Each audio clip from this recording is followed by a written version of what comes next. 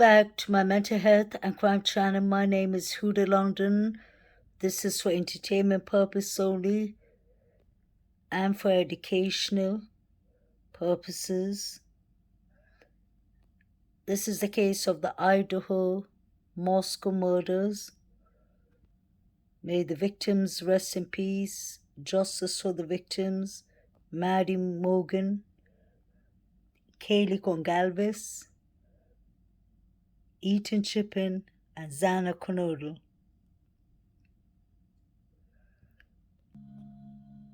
Here's a funny picture, I guess, of me and him at one of my birthday parties. He was the most generous person I've ever met. I miss him, and I'm going to miss him every day for the rest of my life. Darren Duncan was in the middle of mourning his best friend Brent Kopako when he first saw it. Posts online falsely claiming Kopako was somehow tied to the deaths of 4 college students in Moscow, Idaho. He was a soldier who went over there to fight for us, and now I got to defend him after he died. He's not here to talk about it or defend himself. None of it was true, but Darren unfortunately wasn't alone. Still reeling in its grief, the Moscow community was also hit by a storm of misinformation and lies that would make healing seem impossible. For anyone intrigued by the Idaho murders, there's been plenty of content out there over the last 6 months. YouTube, Reddit, TikTok, you name it. On November 13th, 2022, 4 students, Kaylee Gonzalez, Maddie Morgan, Xana Kernodle, and Ethan Chapin, were stabbed to death in the middle of the night at their off-campus home at the University of Idaho. Then, when there was no arrest for several weeks, some web sleuths decided to take the investigation into their own hands. I just want to give a quick and crazy update that's happening. This is what I think happened in the Idaho murders. All 4 of them have been stabbed. 28-year-old Brian Kohberger was just arraigned. His trial is set to begin in October. For so many in the Moscow community, the national online response to the murders clouded what really should be at the center of the story: the lives lost. They loved life. They lived life to the fullest, both of them. Kaylee Gonzalez and Maddie Morgan were both seniors and longtime best friends. If I had 1 or 2 words to describe Maddie May, it would be just an angel. She just made me proud. One of their other roommates, 20-year-old Xana Kernodle, was also killed that night, alongside her boyfriend, Ethan Chapin. Xana was just an incredible person.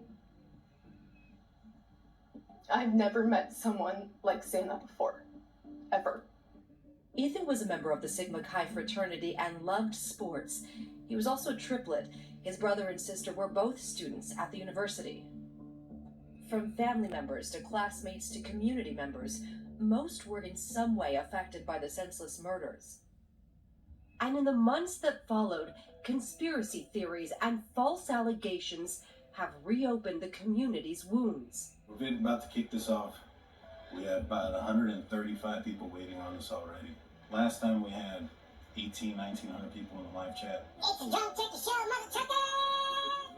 Daniel J and his 2 friends dreamed up the idea for the Drunk Turkey YouTube show and podcast over late night talks and a lot of beers.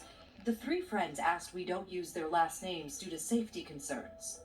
Our initial goal was conspiracies, UFOs, aliens, ghosts, things of that nature. Daniel R., who goes by Big Blue, is one of the co-hosts. When did you guys really start to see subscribers change? I think it was for sure when we started doing the Idaho case. Welcome back to the Drunk Turkey Murder Mystery Show. Today we're trying to track down a potential suspect. The team has recorded over 100 episodes on the so-called King Road murders to date. Daniel J is a former police officer, but with Drunk Turkey, he says he's just a regular guy. But doesn't it kind of muddy the water? You know, when you have so many people that are not directly involved in the investigation of the case, giving all sorts of information, how are people supposed to know what is the truth and what's not? When it comes to like true life and true crime and stuff, we try to stay fact-based for the most part. Like, is there speculation and opinions? Yes, it's ours. The three friends say they don't have any bad intentions and are careful about the sourcing they use.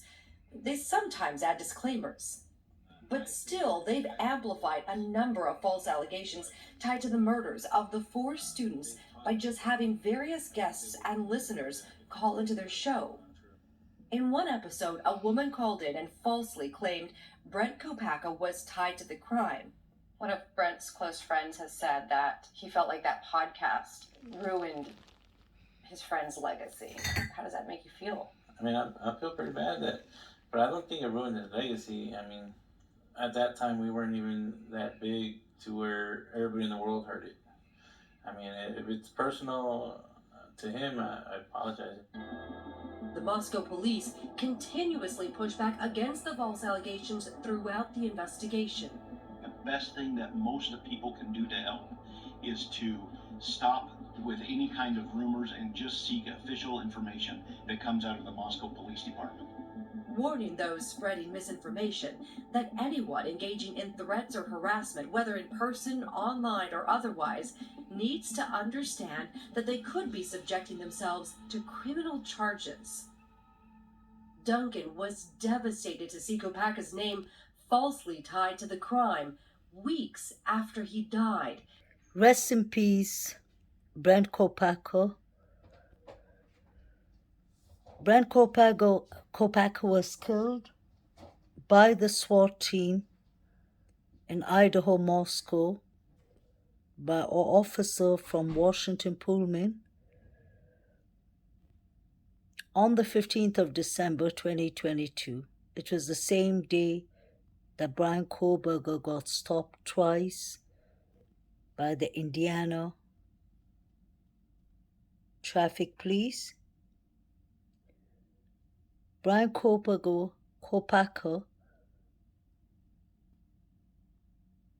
was unfortunately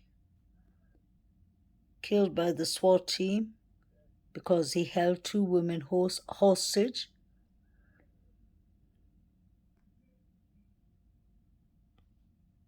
I don't understand why people came to such conspiracies or speculations that he could be involved.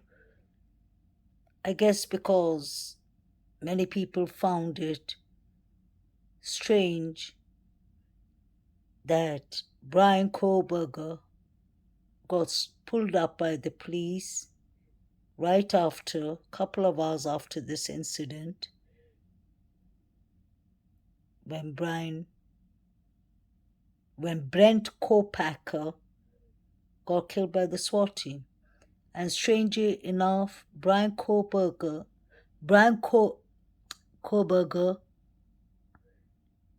the man accused of the Idaho murders, his father was sitting on the passenger seat, and he mentioned to the police that there was a big incident back in Idaho, Moscow, where the SWAT team was involved. I found that a bit curious not how he knew it, but why the father decided to mention that in the police stop. May this poor man rest in peace. Another thing is, let's not forget, this soldier died unfortunately in a very tragic incident, but let's not forget that the cause of his death was because he held 2 women hostage. So I don't blame people for speculating, but speculating should have a limit. And the man is dead, so we should leave him alone. It's just that this case is too complicated. Baffles me. Was devastated to see Kopako's name falsely tied to the crime weeks after he died, and it went far beyond the drunk turkey show. All this stuff that was not true at all, and it's all said by people who don't know him, never even met him. According to investigators, back on December 15th, officers responded to Kopako's Washington home after reports that he had threatened his roommates. The home just miles away from the King Road crime scene. He barricaded himself for hours, at one point firing a gun. Police say they fired back and shot Kopako. In obituary, his family said he had fought a courageous battle against PTSD for years after returning home from serving in Afghanistan. We reached out to the family but did not hear back. Duncan says mourning Kopako while also defending his legacy has been painful. Do you have a message for those people that continue to bring up Brent's name? You guys are not detectives. Leave people alone. Let the professionals do it and just shut your mouth. Our thanks to Maria. Right after Brent Kopako got killed by the SWAT team, may he rest in peace, this is what happened. Brian Koberger was stopped twice. And this is the police body cam.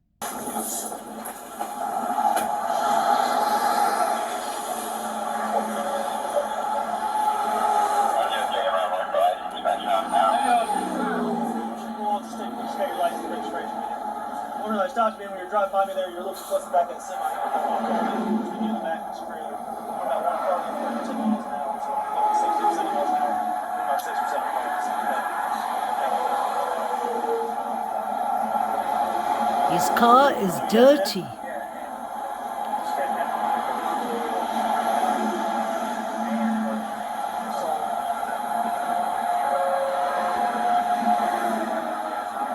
You got stopped by a trooper? We don't have any SUVs. It was a county guy. Was it like a black SUV? Okay, all right. And you thought you guys were following too closely?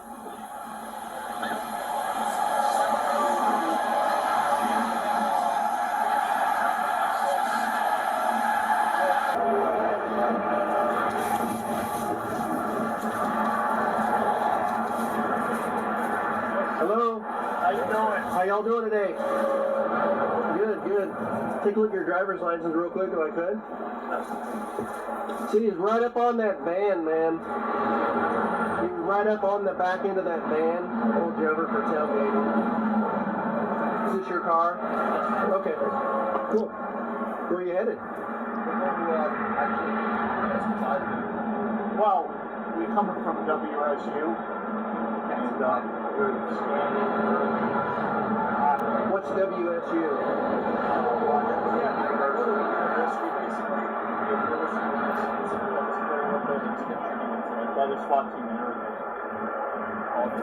So we're okay. I'm having a hard time hearing you because of the traffic. So you're coming from Washington State University, and you're going where? Oh, okay. We're slightly punched because we drive for hours. Hours, days. We drive. Well, almost a day. Okay. And what did you say about some SWAT team thing? Or Yeah, there was a mass shooting and everything. Where?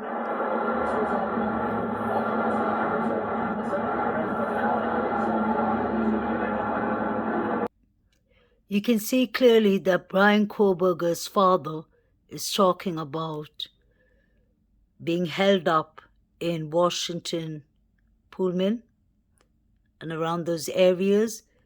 He said because of the SWAT team and an incident of a shooting, he was talking about Brent Kopako.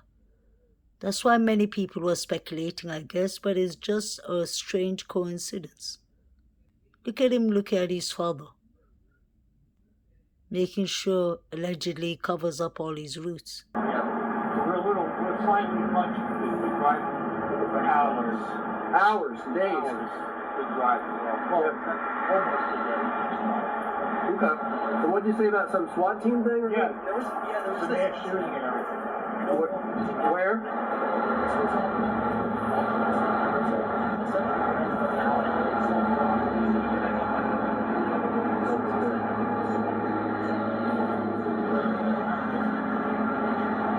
Interesting. Well, it's horrifying because The officer said interesting. So y'all work at the university there? actually, No. Okay.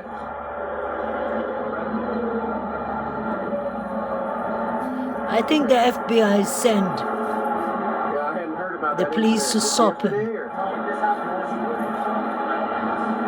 About an hour and a half ago, we're still wrapping it up.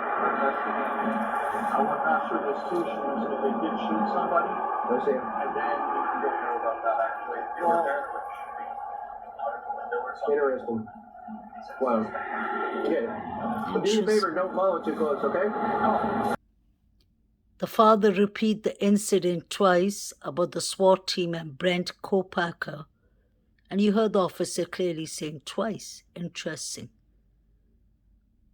I wonder why they brought that up. Why did they bring that up? They were just being stopped because Brian Kopako was too close to the van. That's what everyone wants to know today as new video emerged of victim Kaylee Gonzalez and Madison Mogan the night of their murders.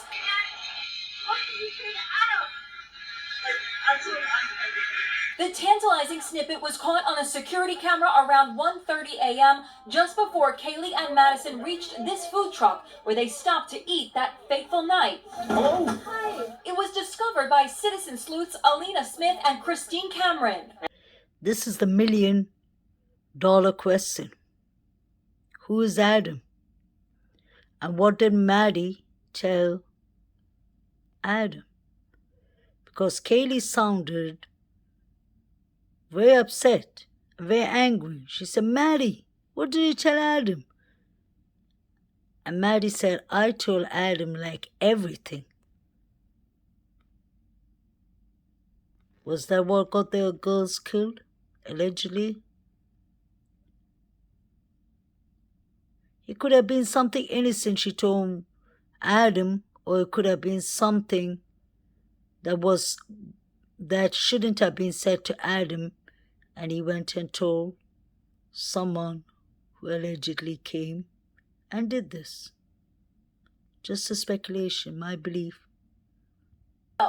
That's what everyone wants to know today as new video emerged of victim Kaylee Gonzalez and Madison Mogan the night of their murders.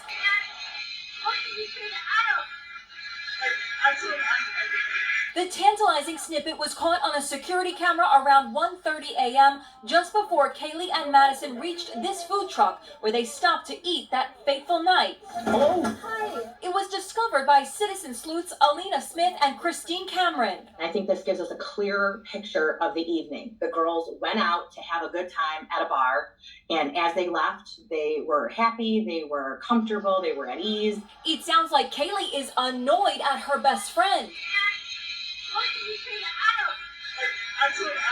Something very innocent, and that could be something, that you could draw your own conclusions to.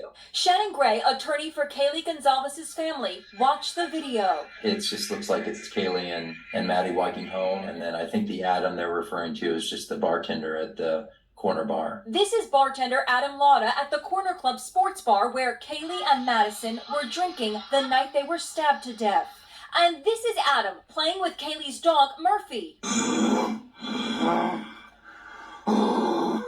He is not a suspect. And what about the guy in the video walking close to Kaylee and Madison? He is the same guy seen in this video at the food truck. Madison can be heard giving him a brush off. Police say they have also cleared him. And now there's this. New Bodycam video shows police responding to a noise complaint at the murder house on Labor Day weekend, more than 2 months before the slayings. It sure sounds like Party Central. A loud party is going on, but none of the girls are home. 2 men answer the door while other partygoers have fled. Who does live here? What are their names? I am actually not sure. I've been a cop for 22 years here. I'm not stupid. Don't play dumb games with me.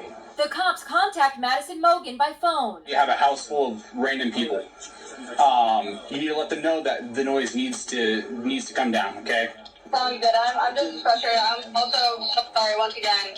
The video offers further proof that lots of people had easy access to the house where the 4 were brutally murdered. I totally agree. Many people had access to this property.